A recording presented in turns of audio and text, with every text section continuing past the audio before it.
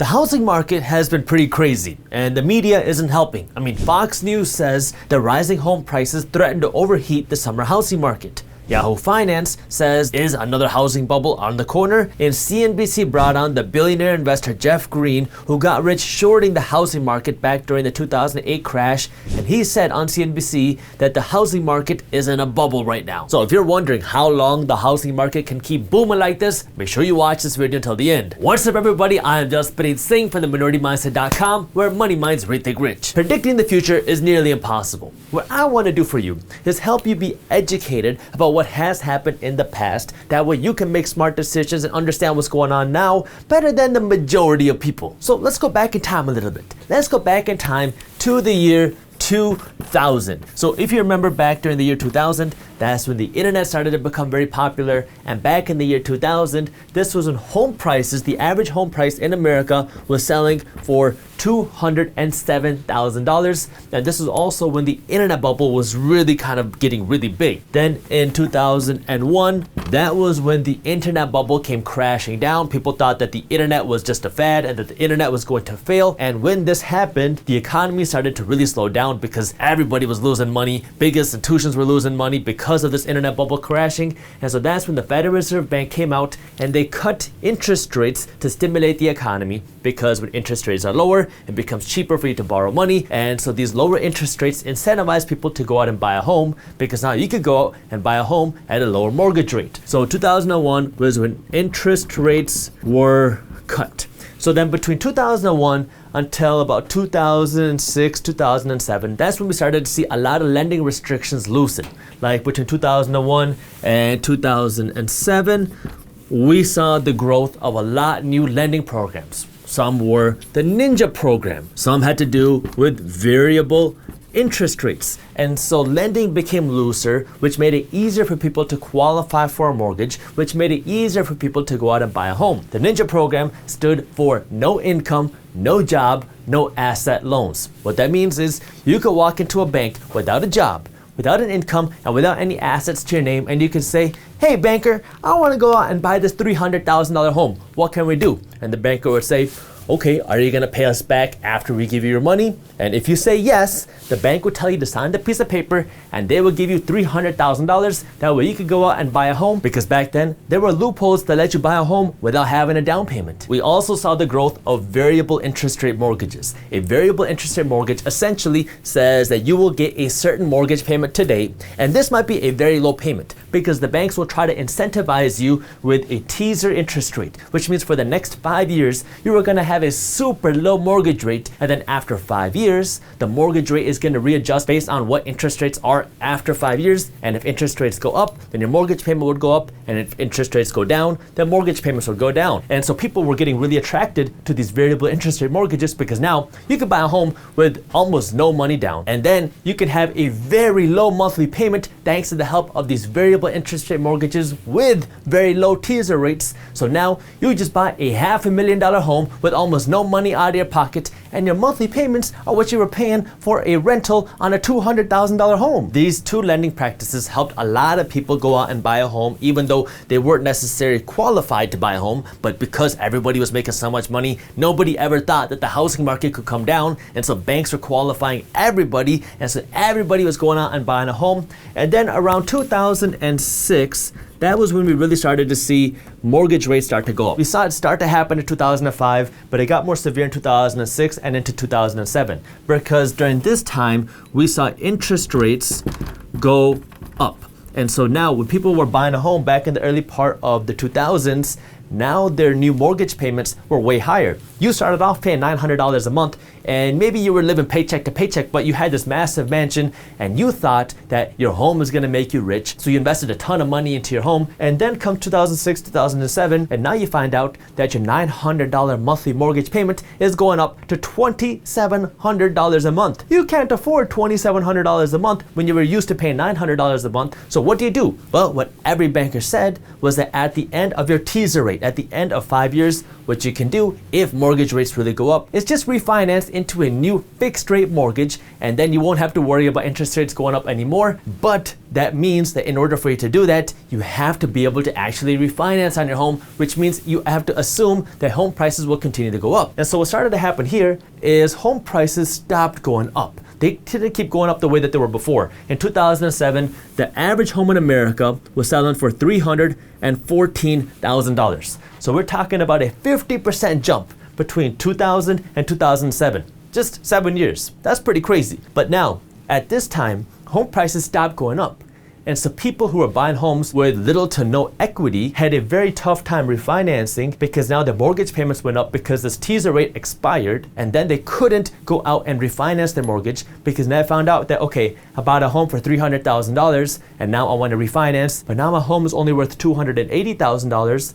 So I can't refinance, because if I wanted to refinance, I have to pull out another $20,000 out of somewhere, and I don't have $20,000. So now you're left with a super high monthly mortgage payment. You cannot refinance and you cannot sell, because if you sell your home when you're underwater, you're gonna have to bring cash to the closing table to pay off your bank, and people didn't have the cash to do that. So now all of a sudden, you had a huge chunk of America that was underwater on their homes with payments that they cannot afford. So people cannot refinance, they cannot sell, they don't have a way out. So then came 2008, and in 2008, that was when this housing bubble imploded. This was when the Fed came out and they started cutting interest rates, and this was when the entire system came crashing down and home prices started to crash, because this was the time that everybody started to realize that I cannot afford this massive home that I owned. And so now you started to see foreclosures happen left and right. You started to see big bankruptcies happen left and right. You started to see huge bailouts happen left and right. And the effects of this crash happened a long time,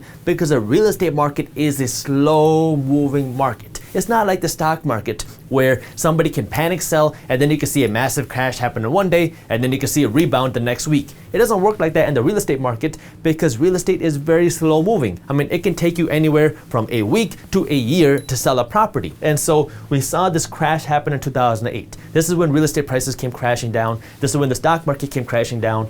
And in 2009, I know my lines are getting messed up in terms of spacing, but just understand this is 2009. This was when the stock market bottomed. So we'll put the stock with a low arrow there. In 2009, that was when the stock market bottomed, but the real estate market kept going down. It wasn't until 2012, I'll say this is 2012, when the real estate market eventually bottomed out. In 2012, the average home in America was selling for $110,000. Compare that to 2000 prices when it was selling for half of that, and compare that to 2007 prices when it was selling for almost a third of that. So 2012 was when the real estate market completely hit its bottom, and this was when real estate prices finally started to stabilize and then start to turn around and go up again. Now, if we come on a new line over here, so we'll start this at 2012. Between 2012 and 2019, I know my spacing is off, but just understand the dates. Between 2012 and 2019, this was when we started to see a real boom in the housing market. Well, not really a boom, but real growth in the market. Steady growth, because now the economy started to recover, people started to get their incomes back, people started to become credit worthy again, and so now people finally started to go out and buy a home, and so we started to see home prices go up. So home prices went up, and at the same time, more people became homeowners because people were finally able to qualify for a mortgage again. And during these years, 2012 to 2019, we started to see interest rates go up slowly. So between 2012 and 2019, we saw interest rates go up. And then in 2019, something interesting happened. This was when Donald Trump was in office, and the economy started to slow down, and it started to show red flags of a slowing economy and a weakening economy. So that was when the Federal Reserve came out, and they preemptively started cutting interest rates again to incentivize people to borrow money and to spend. This is very strange, because typically you only cut interest rates when you're in a recession to stimulate the economy, because now the economy is already slow. That's why we saw interest rates cut in 2001, we saw interest rates cut in 2008, we had the dot-com bubble here, the housing market crash here, And so typically, you only see interest rates cut when you're trying to stimulate the economy because you're in a recession or something bad happened. In 2019, we kept hearing about how we're in the strongest economy of all time, but because we started to see these red flags, that's when the Fed came out and they cut interest rates to get the economy booming. So this helped more people to go out and buy a home even more. So I'm gonna just extend this out here because this helped the housing market even more, because now it became cheaper for you to go out and buy a home because mortgage rates dropped. Then came the year 2020. Oh baby, we all remember 2020. 2020 was when the pandemic happened, and in 2020, everything changed. In March, the economy shut down and the Federal Reserve Bank slashed interest rates to brand new lows, next to zero. And so now we saw interest rates come down significantly. So we saw interest rates start coming down in 2019, we saw them come down significantly in 2020, and now all of a sudden it became a whole lot cheaper for people to go out and buy a home because mortgage rates were way cheaper. So in the early parts of 2020 into mid 2020, maybe even fall of 2020, it was very cheap for people to go out and buy a home because home prices didn't really start booming until the later part of 2020. And so the people that were buying homes when mortgage rates first came down got a huge deal because now home prices were still relatively reasonable. And on top of that, mortgage rates were so low, so people were going out trying to take advantage of these low mortgage rates. And now all of a sudden you had this huge influx of buyers come into the market, and you didn't have a huge supply of homes available for sale because some people didn't want to sell their homes because of the pandemic. You had this labor supply shortage, you had the price of lumber starting to go up, and so you had a lot of issues which restricted the supply of homes available for sale. On top of that, you also had government regulations, the government forbearance program, and the eviction moratorium, and the foreclosure moratorium, which stopped banks from foreclosing on homes. So you had a limited supply of homes available for sale, and at the same time, everybody wanted to buy a home. So in the second part of 2020, that's when we really started to see home prices boom. In 2021, things got even more interesting because in the early part of 2021, the Fed said, you know what? I think the economy started to recover, so the Fed started to raise interest rates in the early part of 2021. So in February, March, and even the early part of April, we saw interest rates go above 3%. We saw mortgage rates go up to around 3.3%. Then the Fed got concerned again.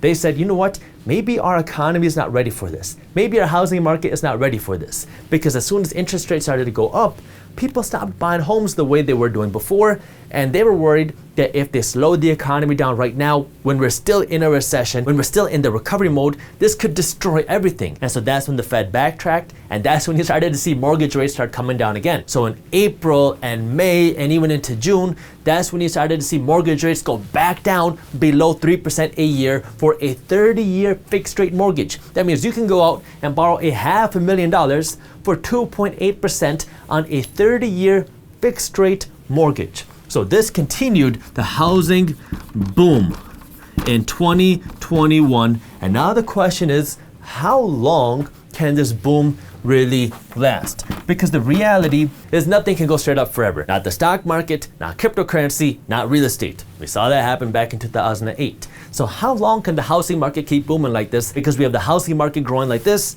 and we have the rest of the economy growing like this. So the question now is, how long is this going to last, and what's going to happen after the housing market starts to slow down? Because eventually we're going to get to a point where there's going to be less buyers, maybe even more sellers. And so what happens then? So let's talk about how long this is going to last and what's coming next. But before we do that, I need you to do me a quick favor and smash the thumbs up button below. And if you haven't already, make sure you download our free guide on money management and investing. This guide walks you through how to use your money the right way, how to start investing your money, that way you can start building your wealth. This guide is completely free when you subscribe to our daily newsletter, and I put the link to how you can download this guide in the description below. Let me start by pulling up the CNBC article where you have the billionaire Jeff Greene, who made his fortune by shorting the housing market back during the 2008 crash. In the mid-2000s, when everybody thought that the housing market couldn't slow down, he came and he started shorting the housing market, and it made him very rich when the housing market collapsed.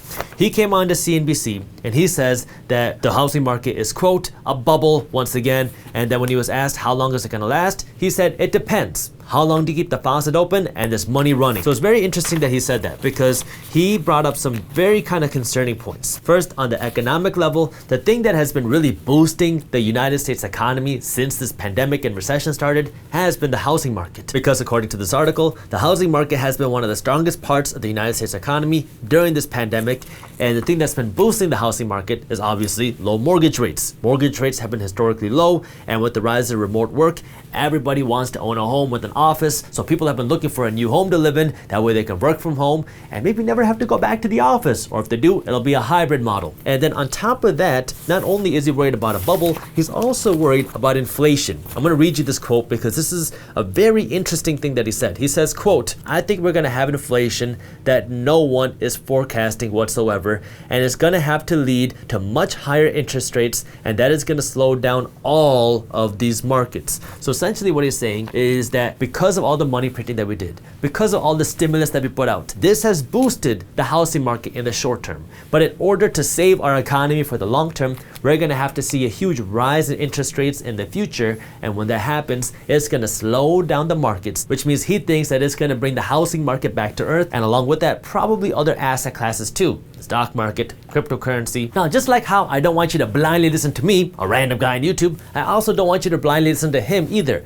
because everybody could be wrong. And so I want you to just understand what's going on and why people are concerned. That way you can make an educated decision for yourself. What he's saying essentially is we have very different factors now than we saw back during the 2008 crash. The short list of factors that led up to the 2008 crash were the ninja loans, which meant anybody could go out and get a mortgage even if you didn't have any money or a job, and the variable interest rate mortgages, because it put your mortgage payments on a very kind of variable thing, because if mortgage rates went up, then your mortgage payments went up, and nobody really understood how variable interest rate mortgages worked. So you had tons of people jump into them because of these low teaser rates, and then when interest rates went up, they couldn't afford the mortgage payments anymore. We're not seeing those same issues right now. There are still hurdles you have to jump over in order to get a mortgage. You have to have a job, you have to have a down payment. And on top of that, you're not seeing the growth of these variable interest rate mortgages the same way you did before. Do they exist? Yes. Are they as popular? No. Most people who are going out to buy a home or refinance their home right now are taking out a 30-year fixed rate or a 15-year fixed rate mortgage, which means that for the next 30 years or 15 years,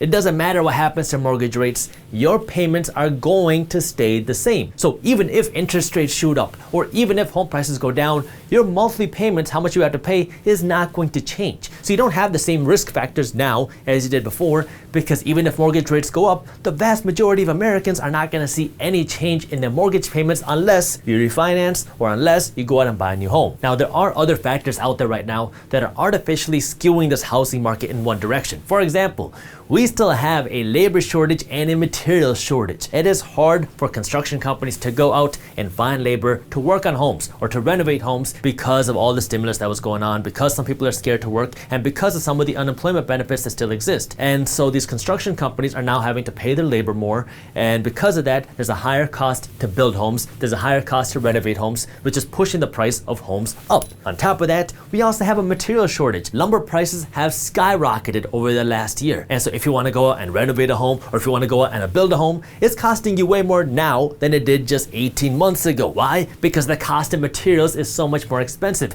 I mean, even if you just walk through Home Depot, the cost of things are way more expensive now than it was just a year and a half ago. Because of that, it costs a lot more money to build a home, which is also pushing home prices up. The hope is once the supply chains start to normalize, and once the economy goes back to normal, and once more people go back to work, the cost of materials and the cost of labor will start to go down and normalize a little bit. But we don't know when that's going to happen and if that will happen. So that's just something we got to keep an eye on, because if that doesn't happen, that's going to keep home prices higher. The next thing you got to look at is just how accessible is money. And this looks at mortgage rates. If mortgage rates stay low, it will keep incentivizing people to go out and buy a home, because now you can buy a home at a very low mortgage rate. A 30-year fixed rate mortgage at 3% interest is unheard of, or at least it was unheard of before this 2020 pandemic and recession, but it is a historically very, very low rate.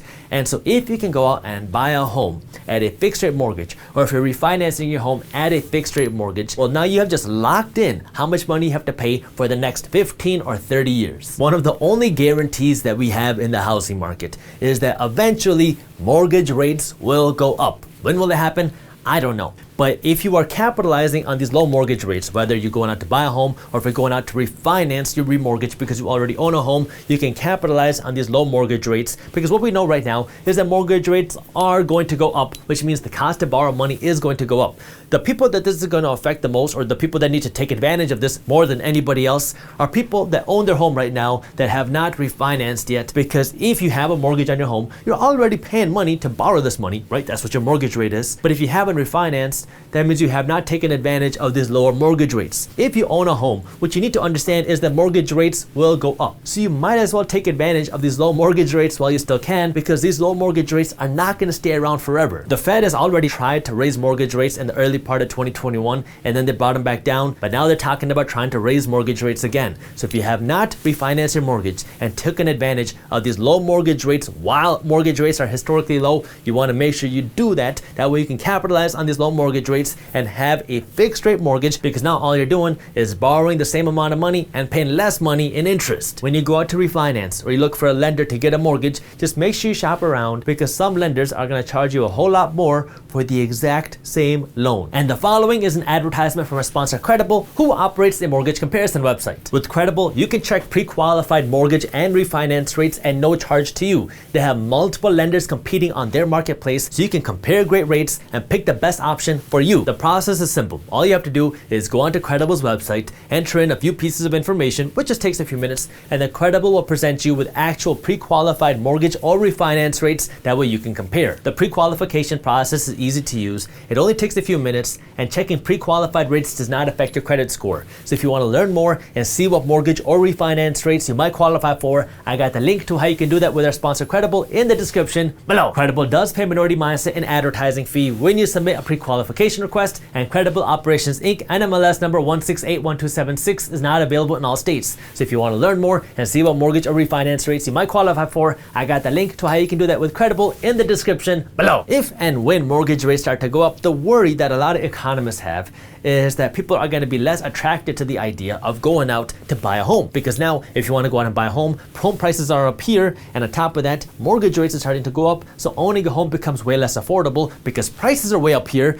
but with low mortgage rates it kind of balances out. But if prices are up here and mortgage rates go up too, now all of a sudden it has become way more expensive to buy a home because you have high home prices and high mortgage prices. If that happens, now many people are going to be priced out of the housing market and they're not going to be able to buy a home. If you have less buyers out there and you start to see more sellers, then that could start to correct the housing market, because people just can't afford to buy a home. And if that happens, you could see a home price correction. That doesn't mean a home price crash. A home price correction just means bringing home prices back down to earth so people can afford to buy a home again. But the real underlying factor, the backbone that we have to look at for the housing market, is really the economy. Because if the economy is slowing, and if people don't have jobs, and if people don't have an income, then they don't have money to go out and qualify for a mortgage, and they don't have money to make the housing payment. And so we have to understand how the economy is working. We also have to factor in inflation, because inflation is definitely something we want to pay attention to when we talk about the long-term health of the economy. Our economy in mid-2021 is way better than it was in mid-2020, because in mid-2020, half of America was shut down. In mid-2021, things are definitely starting to get back to normal. People are definitely starting to go back to work, and the economy is starting to recover. But in mid-2021, the economy is still nowhere near where we were back in mid-2019 or mid-2018. So our economy has recovered some, but it is not even close to fully recovered. Our economy, at the time of me recording this video, is still relying on the government in order to survive and function. Like right now, at the time of recording this video, you still have dozens of states that have added unemployment benefits, which are helping people who are unemployed, but it's hurting businesses because businesses are struggling to find people to work. The thing that you're going to want to make sure you pay attention to over the next 12 to 18 months is what happens when the government stimulus programs end and when the government free money ends for people and for businesses. Once that happens, what are we going to see happen in the economy? Are people going to go back to work and is things going to go back to normal? Or are people going to go back to work and now people are having a tough time affording life because of all this new inflation, and so now they can't afford to go out and live a normal life? If that happens, we could see a slowing economy. The second thing you want to pay attention to is what happens when all the government stimulus for the housing market starts to slow down. Like what happens when the forbearance program ends? What happens when the mortgage moratorium ends? What happens when the foreclosure moratorium ends? What happens when the eviction moratorium ends? When the government regulations stop and now you can start to see foreclosures happen again, or people have to start making their mortgage payments again, or when people can be kicked out of their homes for an eviction again. What's going to happen then? Right now, you have a lot of people that are not paying their mortgages because of the mortgage forbearance program, but a lot of those people are not paying because they don't have to. Some of these people are paying because they're in a hardship, but a lot of them are paying just because the government says that you don't have to pay your mortgage right now. So what happens when people have to start paying their mortgages again? What happens when people have to start paying their student loans again? What happens when now, if you are a tenant or you have a private mortgage that you got this forbearance program on, and now your bank or your lender or your landlord says that you have to make up all your back payments? What's going to happen then?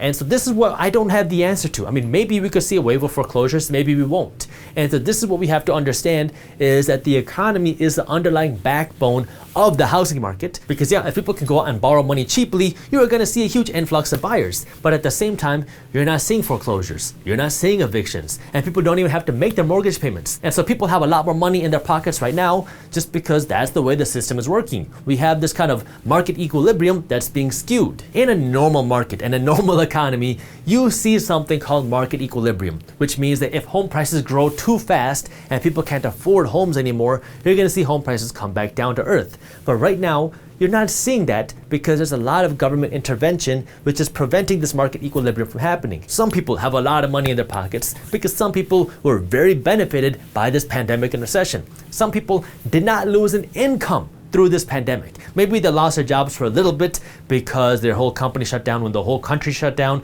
but they were getting big unemployment checks, so they never really lost an income. And then they went back to work, and then on top of that, they also got stimulus checks. Thousands of dollars worth of stimulus checks. So now you got this extra free money. And on top of that, maybe the value in your home shot up because everybody was buying homes. So now you could do a cash out refinance, and now you have more cash in your hand while your mortgage payments have not changed because mortgage rates went down. So now you got the stimulus money, you got this cash out refinance money, and other people just went into mortgage forbearance.